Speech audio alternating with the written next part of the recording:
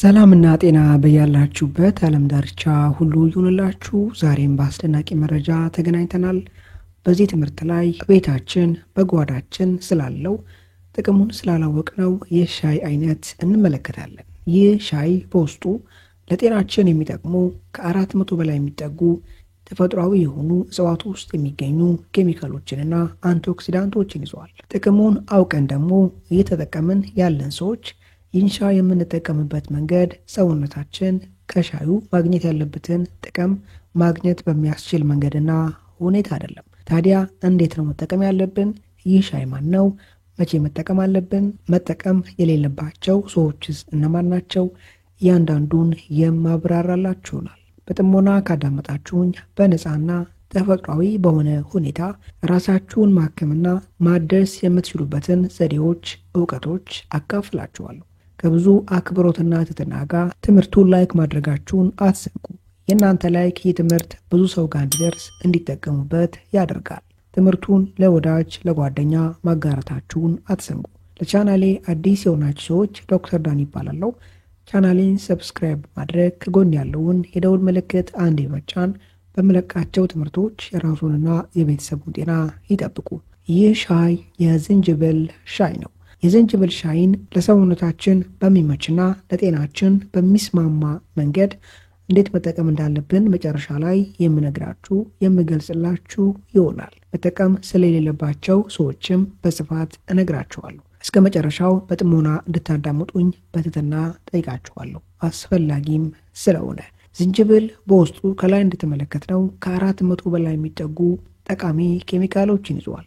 ዝንጅብል ከሮማን ፍሬ ከፖምግራኔት ቀጥሎ ለሰውነታችን ጠቃሚ የሆኑ ብዛት ያላቸውን ኬሚካሎች ከያዙ እጽዋቶች መካከል ይመደባል። ዝንጅብል በውስጡ ከያዛቸው በርካታ ለጤና ጠቃሚ ከሆኑ ኬሚካሎች መካከል በጥልቅ ምርምርና ጥናት ከታመነባቸው የኬሚካል አይነቶች ዋነኞቹ የሚከተሉት ሶስቱ ናቸው። አንደኛ ጂንጀሮል፣ ሁለተኛ ሻጎል፣ ሶስተኛ ፓራዶል።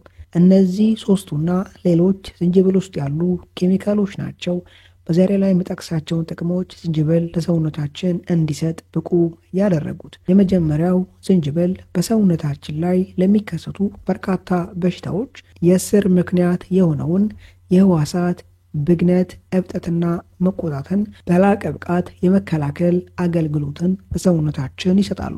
ይህን ስራቸውን በዋነኝነት የሚሰሩት ሲ ሪአክቲቭ ፕሮቲን ተብሎ የሚጠራውን በደማችን ውስጥ በመንቀሳቀስ በውስጣችን ኢንፍላሜሽን፣ የህዋሳት ብግነት፣ መቆጣትና ተመሳሳይ ስርዓቶች እንዲባባሱ የሚያደርገውን ፕሮቲን ምርትና መሰራጨት በመገደብ በመቆጣጠር ነው። ሲ ሪአክቲቭ ፕሮቲን ተብሎ የሚጠራው የፕሮቲን አይነት ይህ ፕሮቲን በደማችን ውስጥ በብዛት የተሰራጨና የተንቀሳቀሰ ከሆነ በሰውነታችን ውስጥ ያለው በሽታ የመከላከል ስርዓት ጤናማ ያልሆኑ ህዋሳትን ፓቶጂኖችን ከማጥቃት ባለፈ ጤናማ የሰውነት ክፍሎች ላይ ጉዳትና አደጋ እንዲያስከትል ሊቀሰቀስ ይችላል።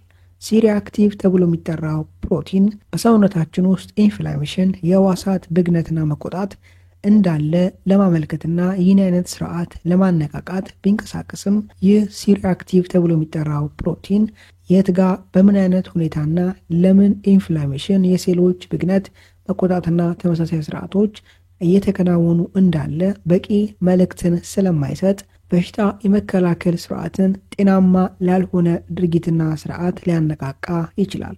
ለአብነት ያክል በእንዲህ አይነት መንገድ በሰውነታችን ውስጥ ያለው በሽታ የመከላከል ስርዓት ሲነቃቃ መገጣጠሚያ አካባቢ ያሉ ነርቮችና ሴሎች ላይ አደጋን፣ ጉዳትን ሊያደርስ ይችላል። ለአብነት ያክል ሩማቶይድ አርትራይተስ ወይም የአንጓ ብግነት በእንዲህ አይነት ምክንያት የሚከሰት አውቶ ኢሚዩን ኮንዲሽን ነው። መገጣጠሚያ ላይ ከሚያስከትለው ጉዳቶች በተጨማሪ ልባችንና ሌሎች ሰውነት ክፍሎቻችንን በከፍተኛ ደረጃ አደጋ ላይ ሊጥል ይችላል። ይህ አይነት ስርዓት እንዳይከሰት ዝንጅብል ውስጥ ያሉት ከላይ ጠቀስኳቸው ኬሚካሎች ሲ ሪአክቲቭ ተብሎ የሚጠራውን ፕሮቲን በደም ውስጥ የሚኖረውን መቀሳቀስና መሰራጨት በመቆጣጠርና በማውረድ ስር የሰደደ ክሮኒክ የሆነ ኢንፍላሜሽን በሰውነታችን ውስጥ የመመስረት እድሉን በከፍተኛ ደረጃ ይቀንሳሉ።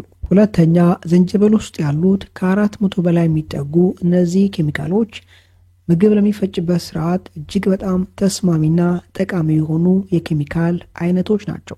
እነዚህ ኬሚካሎች በይበልጥ ምግብ የሚፈጭበት ስርዓት ውስጥ ጋት ውስጥ ለጤናማ ባክቴሪያዎች የሚመች ከባቢ አየርና ሁኔታን በመፍጠር ጤናማ ባክቴሪያዎች ቁጥራቸውና ብዛታቸው ምግብ የሚፈጭበት ስርዓት ውስጥ እንዲኖር ያደርጋሉ። ከዛም ጋር ተያይዞ ጤናማ ያልሆነ የጋዝ ምርትን በመቀነስና በማውረድ የሆድ መነፋት፣ ምግብ አልፈጭ ማለትና ትውከትን ያክማሉ። ሶስተኛ የቲሴል ምርትንና ተግባርን በማቀላጠፍ በሽታ የመከላከል ስርዓትን ያጠነክራሉ። ቲሴል በሽታ የመከላከል ስርዓት ውስጥ ከሚሳተፉ እጅግ ጠቃሚና አስፈላጊ ከሆኑ የነጭ የደም ሕዋስ አይነቶች አንዱ ነው። አራተኛ አንጎላችን ውስጥ ኒውሮኖች ላይ ሊከሰት የሚችል ኢንፍላሜሽን ብግነት መቆጣትና ተመሳሳይ ስርዓትን በብቃት በመከላከል የአንጎላችንን ጤንነት ያሻሽላሉ። በዋነኝነት ይህን ስራ የሚሰሩት በሚከተሉት ሁለት መንገድ ነው። አንደኛ ወደ አንጎላችን ኢንፍላሜሽንና ተመሳሳይ ስርዓትን የሚያነቃቁ ሴሎች፣ ኬሚካሎችና ፍሪ ራዲካሎች፣ ጎጂ ሞለኪውሎች በቀላሉ እንዳይገቡ እነዚህን ሞለኪውሎች በማምከን ከሰውነታችን እንዲወገዱ በማድረግና ሁለተኛ እነዚህን ሞለኪውሎች ራሳቸው ባያመክኑ እንኳን ለሌሎች አንቲኦክሲዳንቶች እንዲታዩ በማድረግ እነዚህ አንቲኦክሲዳንቶች ጎጂ የሆኑ ሞለኪውሎችን ፍሪ ራዲካሎችን አምክነውና ኒውትራል አድርገው ወደ አንጎላችን ክፍል ሳይደርሱ ከሰውነታችን የሚወገዱበትን ስርዓት በማመቻቸት ነው። የዝንጅብል ሻይ ለሰውነታችን የሚሰጠውን ጥቅም በእጥፍ ለመጨመር በሚከተለው መንገድ ዝንጅብልን መጠቀም ያስፈልጋል። መጀመሪያ ዝንጅብሉን በትናንሹ በቪዲዮ ላይ በምናየው መንገድ ከከተፍን በኋላ የዝንጅብል እንዲደርቅ መተው። ዝንጅብል በሚደርቅበት ጊዜ ውስጡ ያለው ጂንጀሮል በብዛት ሸጎል ተብሎ የሚጠራው ኬሚካል ይቀየራል።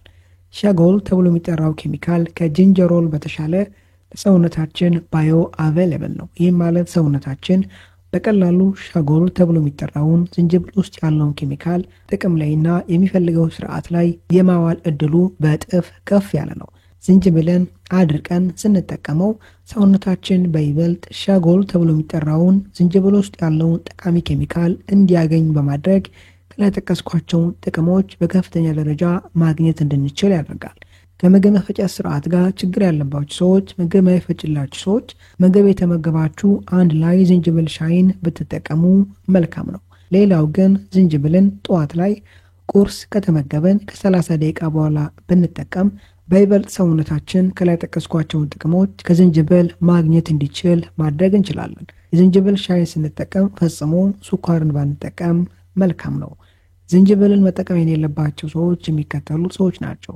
አንደኛ የደም ማቅጠኛ መድኃኒቶችን የሚወስዱ ሰዎች፣ ሁለተኛ የደም መፍሰስ ችግር ያለባቸው ሰዎች፣ ሶስተኛ ኢንሱሊን የሚወስዱ ሰዎች፣ አራተኛ ከፍተኛ የደም ግፊት ያለባቸውና ከዛ ጋር ተያይዘው መድኃኒት እየወሰዱ ያሉ ሰዎች፣ አምስተኛ የሐሞት ጠጠር መመስረት ያጋጠማቸው ሰዎች።